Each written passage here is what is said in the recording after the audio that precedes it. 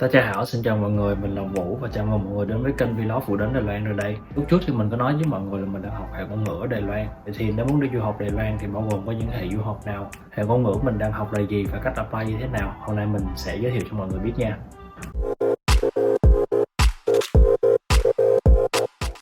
Ngoài việc ở Đài Loan có một cộng đồng người Việt khá lớn từ xuất khẩu lao động và làm dâu, kết hôn bên này thì mình thấy phần đông mọi người chọn Đài Loan vì thích học tiếng Hoa.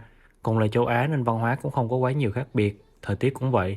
Học phí du học cũng không cao như Nhật hay Sing, chất lượng đào tạo cũng tốt nên Đài Loan đã trở thành một lựa chọn của rất nhiều người muốn du học, nhất là du học sinh Việt Nam. Thì du học Đài Loan có các hệ là hệ ngôn ngữ, hệ đại học chính quy, hệ chuyên ban quốc tế, hệ vừa học vừa làm và hệ mới xuất hiện gần đây là hệ 1/4. Bây giờ mình sẽ giới thiệu cho mọi người từng hệ một ha. Đầu tiên là hệ ngôn ngữ mà Vũ đang học. Hệ này thì học tối đa là 2 năm 6 tháng, học phí mỗi kỳ 3 tháng thì khoảng 25.000 Đài tệ, tương đương khoảng 20 triệu. Cái này là ở tùy trường và tùy khu vực. Học hệ ngôn ngữ thì mình sẽ được học cùng với sinh viên quốc tế và được cấp chứng chỉ ngoại ngữ. Sau khi học xong thì hệ này không thể ở lại Đài Loan tìm việc được. Nếu mà bạn muốn ở lại Đài Loan làm việc thì chỉ có cách là liên thông lên đại học. Thì sau khi tốt nghiệp đại học mới có thể tìm việc ở Đài Loan. Hệ ngôn ngữ thì sau 1 năm sinh viên mới được cấp thẻ đi làm thêm. Thẻ đi làm thêm khác với lại thẻ làm việc chính thức ở Đài Loan nha. Bạn có thể hình dung hệ này giống như là mình vừa đi du lịch Đài Loan và vừa học tiếng Hoa vậy đó. Thì thời gian học mỗi kỳ chỉ khoảng 12 tuần, mỗi tuần học 5 ngày và mỗi ngày chỉ học 3 tiếng thôi. Hệ ngôn ngữ thì phù hợp với những bạn mà tiếng Hoa chưa tốt, cần học thêm để lấy bằng ngôn ngữ lên hệ đại học, hoặc đơn giản là bạn muốn qua đài học tiếng Hoa, khám phá Đài Loan và có kinh tế khá giả một chút, không nặng vấn đề về việc đi làm. Phần lớn các trường khai giảng vào tháng 3, tháng 6, tháng 9 và tháng 12 hàng năm. Tuy nhiên cũng có những trường khai giảng hàng tháng luôn nha. Hồ sơ của hệ ngôn ngữ thì cũng khá là đơn giản, chỉ cần tối thiểu là tốt nghiệp cấp 3 mỗi năm trên 6.0 và bằng ngôn ngữ TOEFL Level 1 hoặc TOEIC 300 hoặc là IELTS 2.5 là có thể đăng ký được rồi.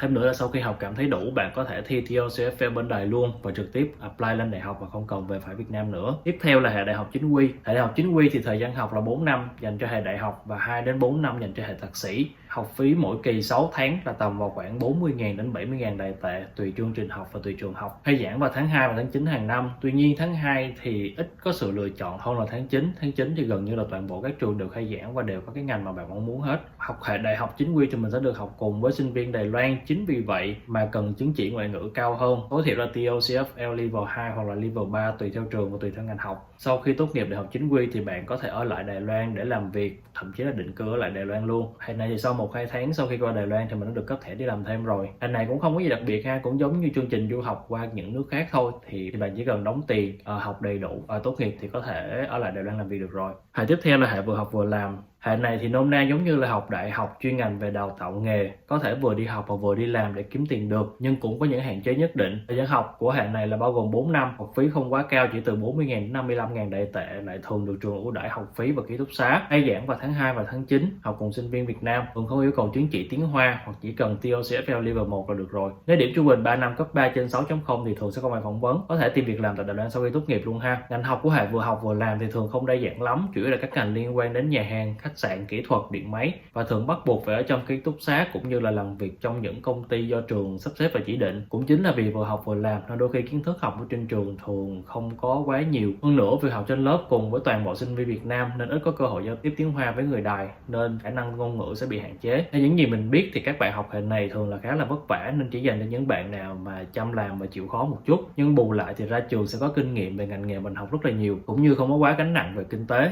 cho có thể kiếm tiền được trong lúc mình đang đi làm luôn. Hiện tại thì 1 giờ làm tối thiểu ở Đài Loan là 168 Đài tệ, tương đương với khoảng 130.000 tiền Việt Nam mình. Hệ tiếp theo là hệ chuyên ban quốc tế. Về cơ bản thì hệ này có hình thức đào tạo không khác với hệ vừa học vừa làm lắm, nhưng thay vì học với sinh viên Việt Nam thì bạn sẽ được học với sinh viên các nước khác, nên yêu cầu về trình độ ngoại ngữ cũng cao hơn một chút. Khi phỏng vấn visa ở văn phòng Đài Bắc, nếu tiếng của bạn không tốt thì cũng vẫn có thể rớt visa như bình thường ha. Một điểm khác nữa là sinh viên của hệ chuyên ban quốc tế sẽ không bị ép đi làm, cũng như không bắt buộc phải ở trong ký túc xá do nhà trường chỉ định, mình sẽ được tự do hơn. Việc học với sinh viên quốc tế có thể giúp trình độ ngôn ngữ của bạn tiến bộ hơn rất là nhiều. Tuy nhiên số lượng trường và ngành học của hệ này không quá nhiều nên thực ra là không có nhiều sự lựa chọn cho lắm. Hệ 1/4 hay còn gọi là hệ dự bị đại học, đây là hệ mới vừa mới xuất hiện trong năm nay. Hệ này giống như là sự kết hợp giữa hệ ngôn ngữ 1 năm và hệ đại học chính quy. Điểm khác biệt lớn nhất là đầu vào không yêu cầu tiếng Hoa, nhưng sau 1 năm học ngôn ngữ thì phải đạt trình độ tối thiểu là TOEFL Level 2, nếu không thì sẽ bị trả về nước. Thêm nữa, nếu như hệ ngôn ngữ sau 1 năm mới được cấp thẻ đi làm thì hệ 1/4 mới qua thì các bạn cũng đã được cấp thẻ đi làm rồi. Tuy nhiên cũng vì hệ còn mới nên số trường và số ngành để lựa chọn cũng sẽ bị hạn chế. Đợt vừa rồi thì mình có theo dõi thì thấy rằng là vì hệ này quá mới nên một số trường nó không được thông qua visa. Hy vọng là trong tương lai sẽ ổn hơn, vì hệ này rất là tốt cho các bạn nào mà muốn đi du học liền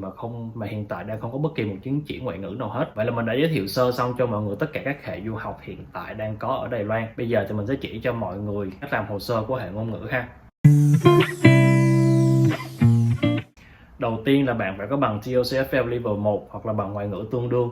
Đây là điều kiện tối thiểu nên bắt buộc phải có, không có thì không được. Thứ hai là tìm thông tin về trường mà bạn muốn học ngôn ngữ. Có rất nhiều trường đào tạo hệ ngôn ngữ ở Đài Loan, từ Bắc tới Nam, chỗ nào cũng có hết. Nếu bạn muốn học ở khu vực nào thì tìm trường ở khu vực đó và bắt đầu tìm thông tin ha. Sau khi đã tìm được trường phù hợp rồi thì bạn bắt đầu tìm thông tin về khóa học của trường mình, như là thời gian nào khai giảng và thời hạn đăng ký để chuẩn bị hồ sơ nộp kịp cho trường. Hồ sơ của hệ ngôn ngữ thường rất là đơn giản, bao gồm hình thẻ, passport, chứng chỉ ngôn ngữ, bằng cấp 3, điểm trung bình mỗi năm phải trên 6.0 nha, bằng tốt nghiệp, chứng minh tài chính, bằng tài khoản ngân hàng, tối thiểu là 2.500 đô la Mỹ, kế hoạch học tập viết bằng tiếng Hoa hoặc tiếng Anh. Lưu ý là bằng cấp 3 và bằng tốt nghiệp của mọi người thì phải được dịch thuật qua tiếng Hoa, công chứng và có tem hợp pháp hóa lãnh sự do Bộ Ngoại giao hoặc là Sở Ngoại vụ cấp.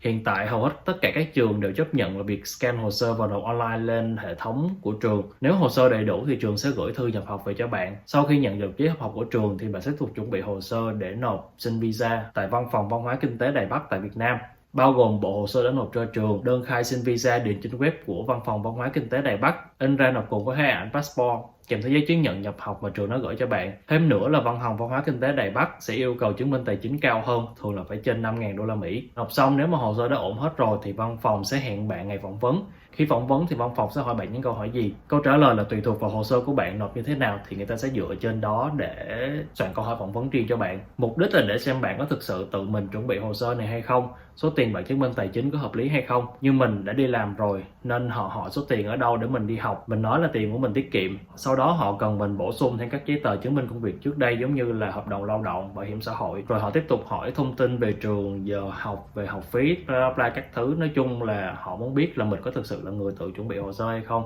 Nên nếu bạn là người tự chuẩn bị hồ sơ thì bước này mình nghĩ là không có gì khó hết. Buồn cười ở một chỗ là trước hôm mình phỏng vấn á, mình cũng lên mạng tìm câu hỏi phỏng vấn tiếng Hoa và xem trả lời bằng tiếng Hoa các kiểu luôn. Nhưng phần lớn là câu hỏi là dành cho những bạn mới ra trường, các bạn mới tốt nghiệp trung học xong. Nên các câu hỏi chủ yếu là về giới thiệu bản thân, giới thiệu gia đình các thứ.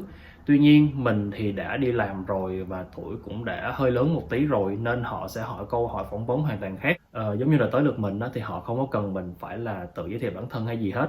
Họ hỏi luôn là tại sao mình đã trên 30 tuổi rồi mà vẫn muốn đi qua Đài Loan để học tiếng Hoa, rồi hồi trước mình làm công ty gì, làm ở đâu. Lúc đó tiếng Hoa mình mới level 1 thôi, thì hỏi những câu hỏi này thì mình không biết trả lời gì hết luôn á mọi người. Nên cuối cùng là mình trả lời hoàn toàn bằng tiếng Việt hết và nhờ bạn phiên dịch ngồi kế bên dịch lại giùm mình. Phỏng vấn đâu tầm 10 phút thì kết thúc phỏng vấn và họ yêu cầu mình là bổ sung những cái giấy tờ mà cần thiết khác.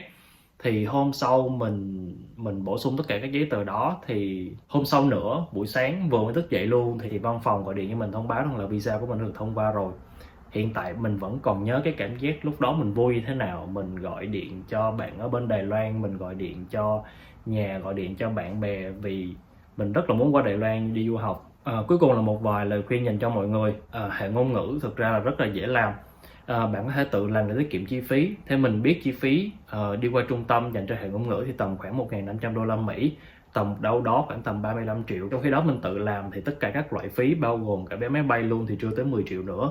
Tuy nhiên nếu mà bạn dư dả về tài chính, bạn không muốn đi tới đi lui nhiều lần thì cũng có thể nhờ trung tâm làm hồ sơ cho mình thì sẽ nhanh và tiện hơn rất là nhiều. Tuy nhiên hãy tìm tới những trung tâm uy tín một chút để cho bạn không bị mất tiền oan nha. Với mức phí 1.500 đô thì mình nghĩ rằng là nếu mà bạn muốn học các hệ khác thì sẽ xứng đáng hơn, vì trung tâm thường sẽ có nhiều thông tin về trường đại học bên này hơn, giúp bạn nhận được những học bổng từ các trường mà các bạn muốn học. Hệ ngôn ngữ thường là không có nhiều học bổng, nên nếu mà số tiền 1.500 đô thì mình nghĩ là hơi phí một tí. Video này thì mình không có quảng cáo gì hết, nhưng mà nhân tiện nhắc tới các trung tâm du học thì mình nghĩ là nếu mà các bạn đang ở thành phố Hồ Chí Minh hay là đang ở Hà Nội thì các bạn có thể liên hệ với Taiwan Diary.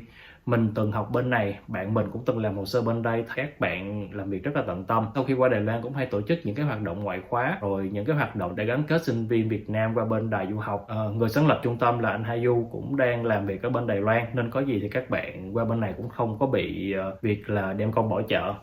Nãy giờ thì nói cũng quá trời rồi, hy vọng là video này sẽ giúp cho các bạn tìm hiểu thêm về du học Đài Loan một phần nào đó, có thể lựa chọn hệ du học mà mình mong muốn. Thông tin trên video này là kinh nghiệm từ chính bản thân Vũ, cũng như tham khảo ở nhiều nơi, thì có gì mà không đúng hoặc là cần bổ sung gì đó thì các bạn comment phía dưới cho mình biết ha. Đừng quên subscribe kênh Vũ đến Đài Loan rồi đây để khám phá nhiều hơn về Đài Loan cùng Vũ nha. Vũ Bonsai Trừ Chiên. Bye bye.